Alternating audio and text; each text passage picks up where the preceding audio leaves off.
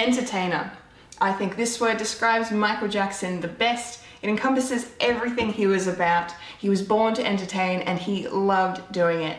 He spent almost his entire life up on the stage, blowing the minds of his fans with every move, every note, and every show he ever put on.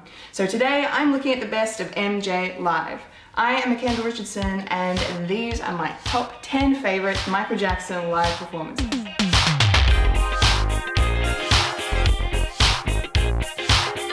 Number 10, Man in the Mirror.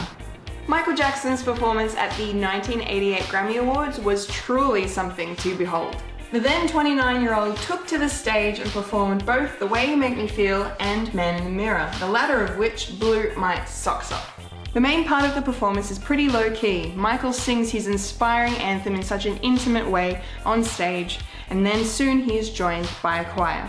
The latter half of the performance is where the magic really happens. MJ gives in to the power of the song and just goes for it vocally, ad-libbing some powerful refrains. He dances, he spins, he drops to the ground, collapsing, overcome with emotion from the performance and the message of the song. Then he is held back to his feet, James Brown style, and carries on with the song. It is so raw and vulnerable, and to commit to a performance such as this in a public forum like the Grammys is truly magnificent to watch. Number 9, Thriller. If any track of Michael Jackson's was made for live performance, it was definitely Thriller. A highlight of any Jackson setlist, Thriller turned into an immersive experience when put up on the stage, as many of the different elements from the legendary short film were adapted for the live medium. You get the fake cemetery covered in cobwebs and fog, and dancing zombies of course. And Michael himself transforms into a werewolf, donning a mask of the beast and carrying out the iconic dance moves on stage for everyone to see. It is such a fun, colourful and energetic performance, and as a special addition to the Dangerous tour, concluded with a touch of magic, or should I say some very clever lighting. MJ himself becomes trapped in a coffin which is then hoisted up into the air and soon after disappears before our very eyes. It is just so cool taking the performance of this classic pop song to a completely higher level. Number 8, the 30th anniversary special with the Jacksons. What an event this was! Celebrating 30 years of Michael Jackson's solo career, a concert of epic proportions was thrown together to pay tribute to him, to see him perform live once more, and to stage a long-awaited reunion. The Jacksons performed live together for the first time in over 15 years. When they make their entrance on stage, the fanfare plays, the audience goes wild, and I cannot stop smiling. They proceed to play Can You Feel It with such intensity, you can definitely feel it coming through the TV screen. Of course, when Michael starts to sing his lines, the crowd cheers even louder. They then run through all of the classics. I Want You Back, ABC, The Love You Save, I'll Be There, Dancing Machine with NSYNC, and Shake Your Body Down to the Ground. It is non-stop amazing from start to finish. Sadly, it would be the last time that Michael would perform with his brothers, but as far as last times go, it was definitely an incredible one. Number 7, Another Part of Me. The performance of one of MJ's most underrated tunes has always been a favourite of mine. There has never really been anything overly special or bombastic about Another Part of Me. It is simply just a great song to groove and sing along to. Watching Michael perform it though, you can see just how much he really loves it. The song actually almost didn't make it onto the album. The story goes Quincy Jones, who co-produced the Bad album with Jackson, wanted the song on the record. But MJ actually preferred another contender, the track Streetwalker, a killer song itself. It came down to Jackson's then manager, Frank DeLeo, who danced his butt off in the studio to Another Part of Me for the decision to be made. And watching MJ perform the song live, you can see why it had to be included on the Bad album. He ad-libs all of his dance moves as he moves across the stage, expressing the rhythm, the melody, and the beat. It is absolutely electric to witness. Number 6, Dangerous. Fun fact, Dangerous was actually never released officially as a single. I've always loved the fact that Michael decided to shine some light on it by performing it live. It is definitely one of his most underrated live performances. The choreography, the costuming, the gangster theme borrowed from Smooth Criminal, it is just so phenomenal. You cannot help but be transfixed from start to finish, watching every synchronized step and tapping along to the insanely catchy beat. Growing up listening to this song, I had always wondered how it would translate into either a live form or a short film / music video.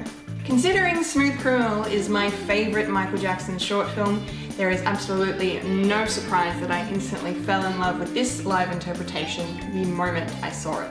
Jackson is surrounded by backup dancers, putting them to task gloriously, and they not only keep up with him, but match every single move that he makes.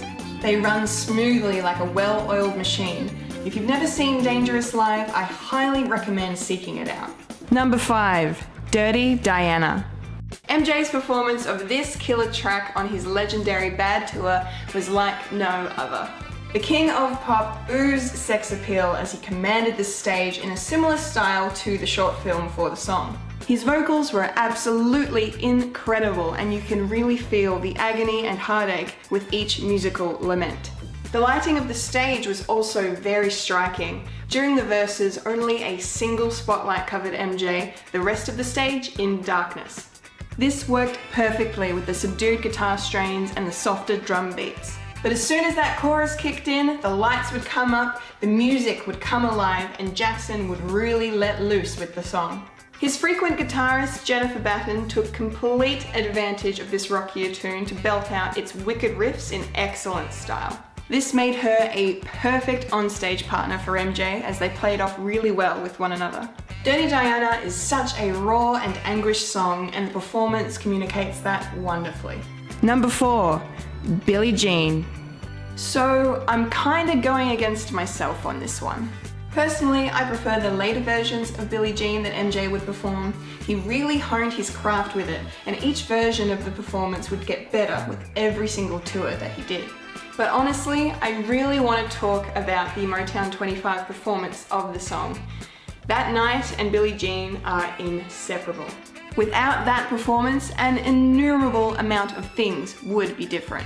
For one, we would have never ever gotten those later performances of Billie Jean that I love so much. And two, Michael Jackson just simply wouldn't be Michael Jackson. It was his career-defining performance. It was the moment when, in front of all of his Motown peers, he became the King of Pop fully realized. And of course, it would go down in history as his first ever performance of the moonwalk. Michael actually said that he cried after the performance because he wasn't happy with it. He didn't stay on his toes long enough.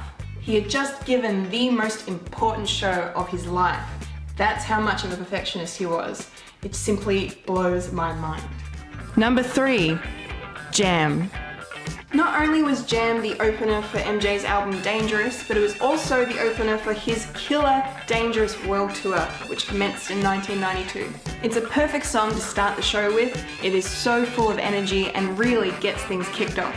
The performance is mostly Jackson improvising all of his dance moves, as he so often did, expressing these sounds and the lyrics as he felt them.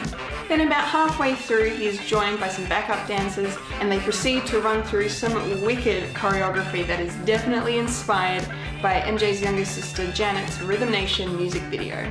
But my absolute favorite thing about the performance of Jam is the way it starts. Michael takes full advantage of the anticipation of the crowd wanting to see him, and he bursts up through the floor onto the stage, pyrotechnics going off all around him. Then he just stands there. He doesn't move for 2 minutes. The crowd goes absolutely nuts, and then he moves his head suddenly, and they go even crazier. I tell you, no one else on earth could do that, could have that kind of a command over an audience to the point that he doesn't even have to do anything, and it's the best thing ever. That is power. Number 2, Rock With You. Michael Jackson's legendary Bad tour was nothing short of spectacular. The King of Pop was at the absolute peak of his powers, and that really shows with every single performance he gave during this era. Case in point here, this off-the-charts rendition of Rock With You. For starters, the lead into this song is just mind-blowing. Previous to this, Jackson had just wrapped up a medley of Jackson 5 hits, finishing with the eponymous ballad, I'll Be There. He proceeds to feed off the energy of the song, and he belts out many chants and some of his trademark ad-libs. It is so soulful and intense to watch. Then when he finally launches into Rock With You, he does so with a lovely grin on his face, and he sings the classic 1979 tune beautifully. The song is almost 10 years old at this point, yet it sounds like it could be the first time laying it down on a recording. It is that good. MJ concludes the song in style by hitting an insanely high note, which he seems to hold for forever. It is just phenomenal. Honorable mentions. There was no way I was going to leave these 3 songs out. Here are my honorable mentions. Will You Be There? Will You Be There has to be one of Michael's most touching ballads, and of course most of you will know it as the theme song from the movie Free Willy. It also makes for an incredibly moving live performance, my favourite of which being from the 1992 MTV Video Music Awards. Jackson sings the song so beautifully and with such meaning, as he always does, but my favourite part comes during the latter half of the performance.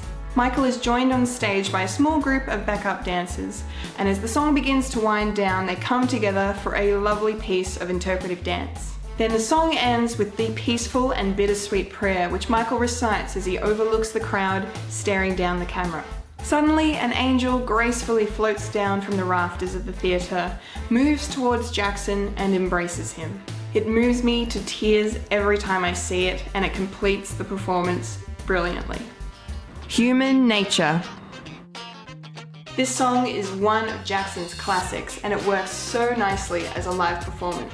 The first slower tempo song on the set list of both the Bad and Dangerous tours, Human Nature really gives everyone a chance to finally take a breath and really soak in the experience. Michael, however, uses this opportunity to show off his beyond impressive vocal range. The falsetto notes he hits post-chorus are nailed every single time.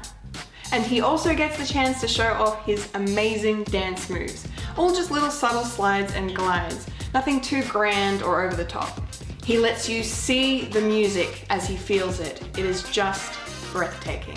The gorgeous lighting throughout also helps to sell the piece to the crowd.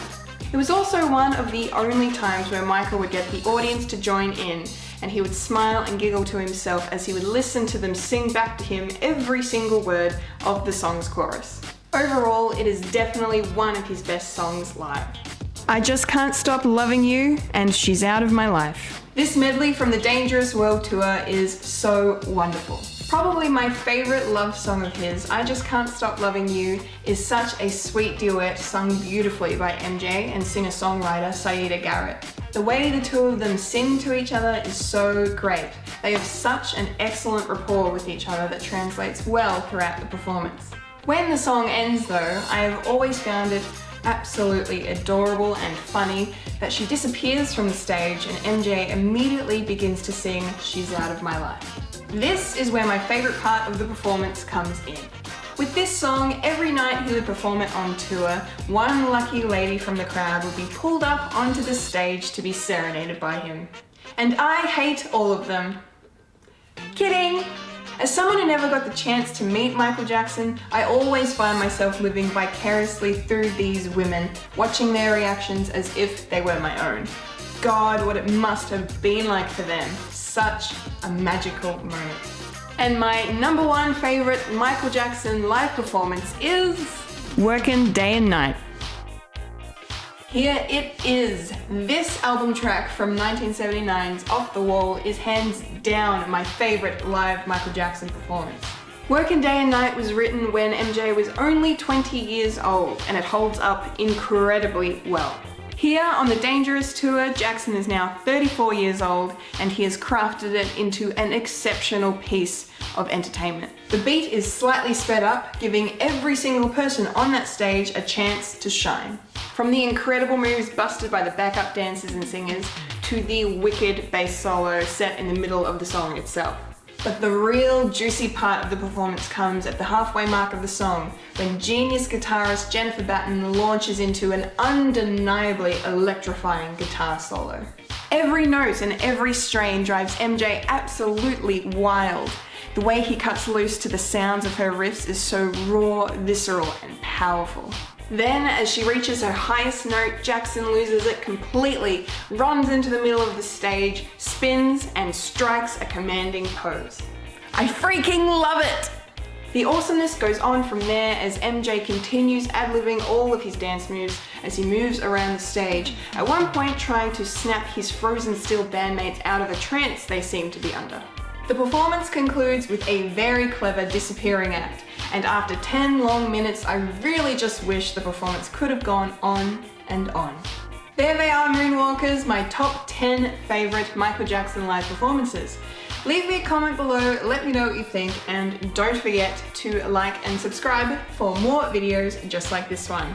You can also find me on iTunes and SoundCloud as one of the hosts of a podcast called Fred and the Monthly at Winifred's.